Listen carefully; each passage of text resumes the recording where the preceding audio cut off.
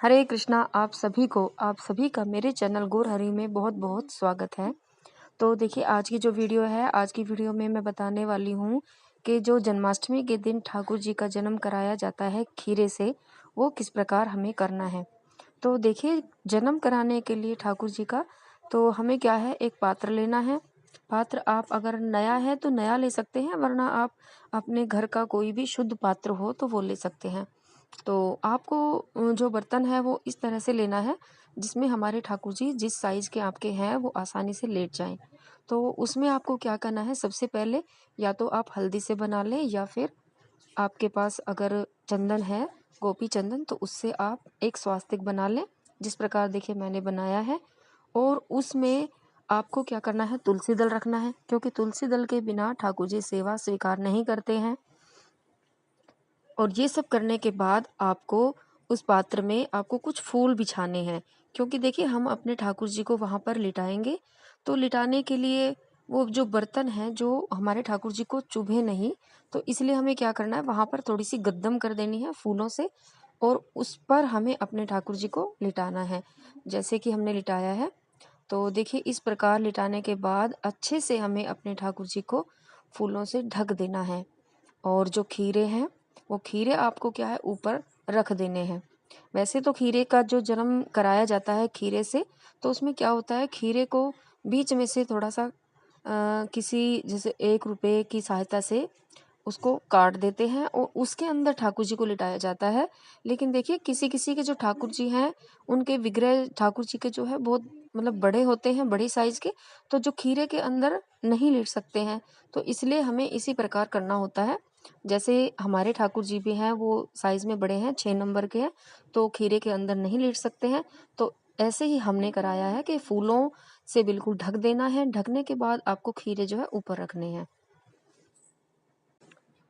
और ये जो मैं कर रही हूँ इस तरह आपको जो है शाम के समय, जब हम मतलब बिल्कुल दिन छिपे का जो समय होता है जन्माष्टमी का, तो आपको शाम को करना है।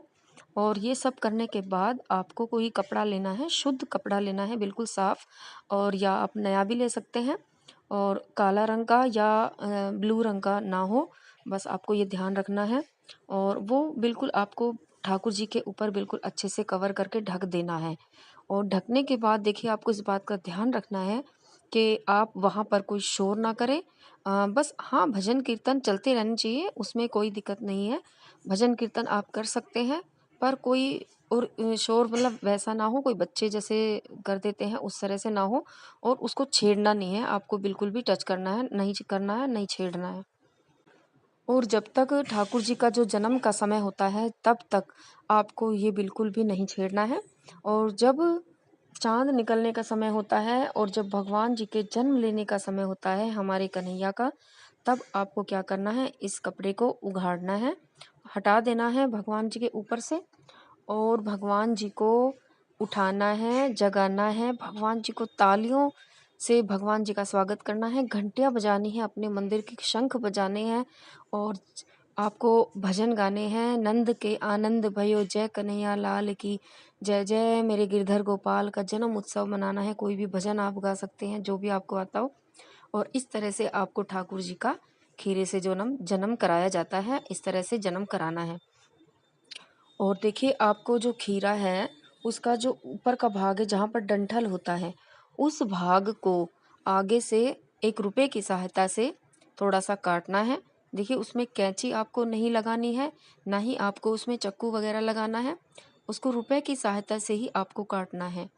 और वो हम इसलिए काटते हैं क्योंकि देखिए जब बच्चा जन्म लेता है और उसका जो नाल होती है वो दबाई जाती है मिट्टी में, उसी तरह से हमें ये डंठल का हिस्सा आगे से थोड़ा काट के नाल के रूप में आपको वहाँ पर दबाना है जहाँ पर आपका तुलसी का पौधा हो, उस गमले में आप दबा दीजिए। तो ये होता है भगवान का नाल दबाने की जो परंपरा, जो भगवान जो बच्चा जन्म लेता है जिस तरह से हम करते हैं उसी तरह से ये होता है। तो आपको भी इसी प्रकार से करना है। और जो ये खीरा है ये प्रसाद रूप में सभी को ले लेना है। और उसके बाद आपको कराना है ठाकुर जी का स्नान। तो स्नान कराने के लिए पहले आपको जल लेना है, सिंपल जल से, उसमें गंगा जल डाल लें, उससे आपको स्नान कराना है।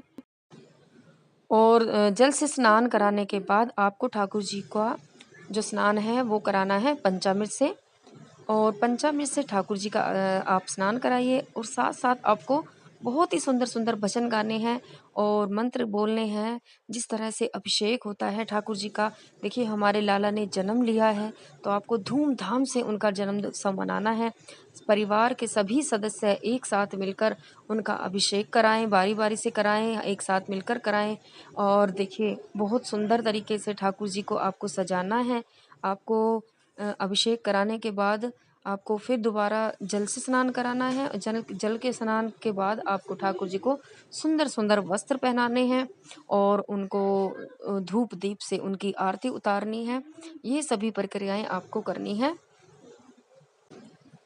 और आपको ठाकुर जी का माखन मिश्री का और बहुत सुंदर सुंदर भोग लगाना है। और देखिए उनको शहद जरूर चटाना है। जिस प्रकार बच्चे का जन्म होता है और हम उनको शहद चटाते हैं, तो इसी प्रकार आपको ठाकुर जी को भी शहद जरूर चटाना है।